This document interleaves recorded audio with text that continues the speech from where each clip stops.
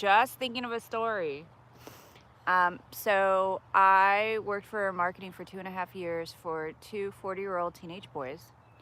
And I had invested everything I had into that company, that agency rather. And so then when they lost the client, I was, I was shell shocked.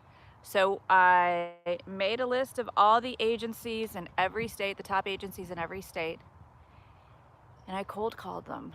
And I said, hey, my name is Maureen. These are my credentials and everything like that. And I built my business that way, my copywriting business that way, just from all the cold calls. And marketing is very feast or famine, especially for, oh God, freelancing is horrible. I don't think I could do it again. Oh God, in fact, I know I couldn't. Um, and so you just have to do things that make you so uncomfortable. And so that's one of the things that I did. I was very, very uncomfortable, hated it actually, but I had to do it because when I was young, I was so shy. My teachers and my fellow students thought that I was mute, which was super fun, made me real popular. Um, but you know, my family is, I think I've told this story before, my family is bipolar and autistic. Great combo, by the way. Um, so, um, so I don't know, I was just thinking about all the cringe things that I had to do to be successful. So that was cold calling every agency in big states. I still can't believe I did that. So that was a lot of talking. What else? So I did those cold calls. Uh, Sent out emails with a typo. That was the worst. And then I got an editor. Um, yeah, no, it was rough. It was rough. So, anyways, you know what? What's his name? What was his name? Leslie Jordan. Jordan would be like, shit, what y'all doing? So I'm here at the park with Mom. How cute is she? She's got a pup cup. So last night I went live on TikTok to discuss about my upcoming webinar, which is about how to go from teacher to online course creator. And so I just wanted to take a moment and let you know that even though everything is really scary right now with the teaching world, your skills have never been more in demand. Teaching skills are so coveted right now. That's what I do. I design courses for a big corporation. I would say the name. Hey, King, how are you? Where are you coming from? But yeah, your teaching skills are really in demand. I design courses for a big corporation. You would know the name. But I design courses for, ooh, that was not the vibe. I design courses for a big corporation. Um, Design courses for a big corporation, and you know, it's a lot of my teaching background, and it's a lot of the learning sciences. Uh, what's goody in the hoodie, bro? Chicago and you? So you were in education. Oh, my ex is from Chicago. Yeah, anytime I see a TikTok of someone going live in Chicago, I'm like, next. Um, so in education, yeah, I was in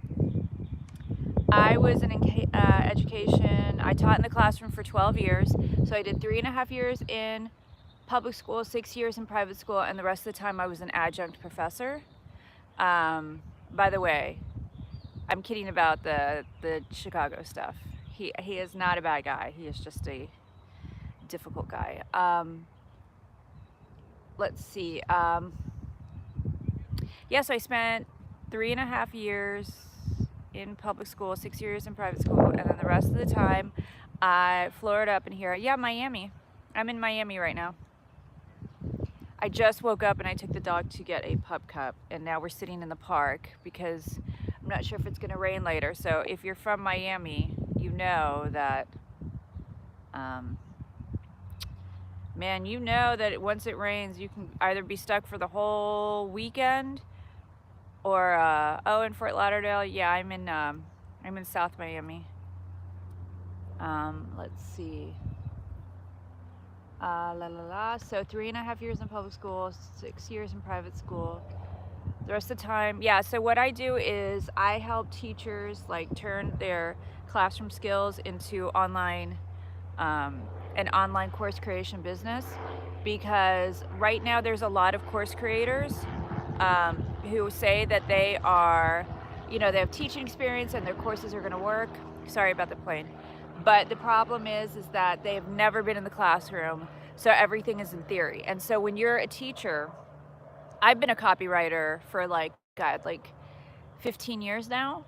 When you're when I remember when I was a teacher and you would get these PhD students or these people who had never been in the classroom telling you how to run a classroom, and it was always just the worst. They were just always wrong.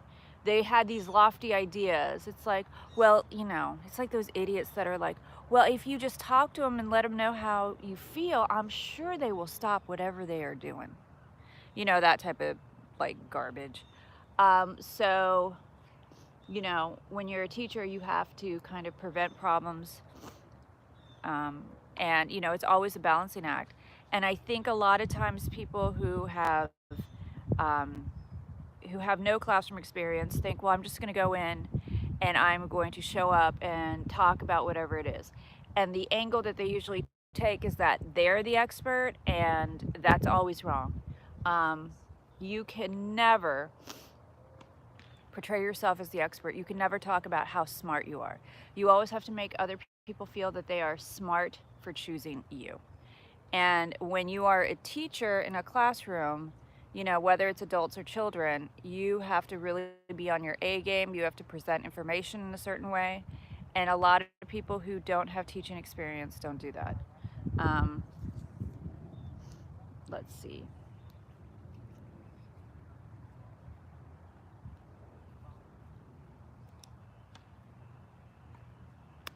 So sorry, there's a lot of people at the park. So let's see what else.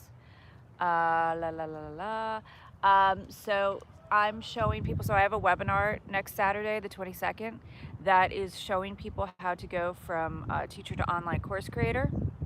Um,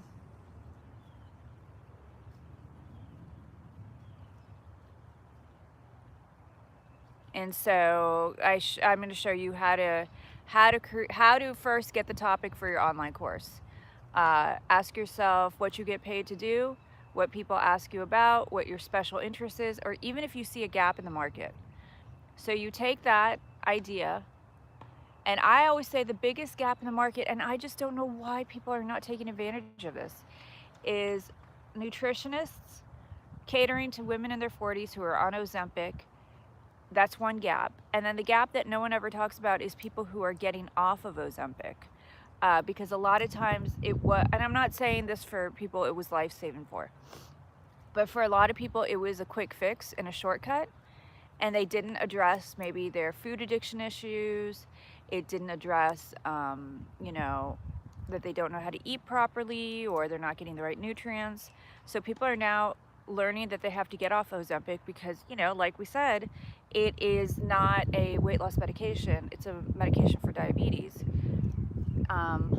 So, you have to get off that medication at some point, and people don't have that sense of safety. They don't know how to land, and their biggest fear is that they're going to gain all the weight back.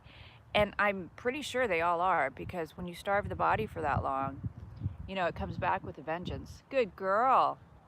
Um, so that's a big gap that I see. And I don't know why more nutritionists are not hopping on it. And I know someone was like, well, nutritionists don't want to touch that topic because, it's seen as very like, down market, but you would make a fortune. Um, so take that, type it into any of the social media platforms. Since we're on YouTube, we're going to talk about YouTube. Type it into the search bar. And when you type it into the search bar, you'll find a whole bunch of topics on it. Do not worry if you find a whole bunch of videos or a community around it. That's a good sign. Because a saturated market is a market that is ready for an authentic voice. Because now with everyone doing ChatGPT, a lot of people do not know what they're talking about, and they're faux experts. So If you really, really hit the nail on the head with like the right messaging, you're unstoppable, really unstoppable. Um, we need to understand that when it looks like there's no opportunity, that's where the opportunity is. Um, except for real estate copywriting. Never get into it. um, let's see what else.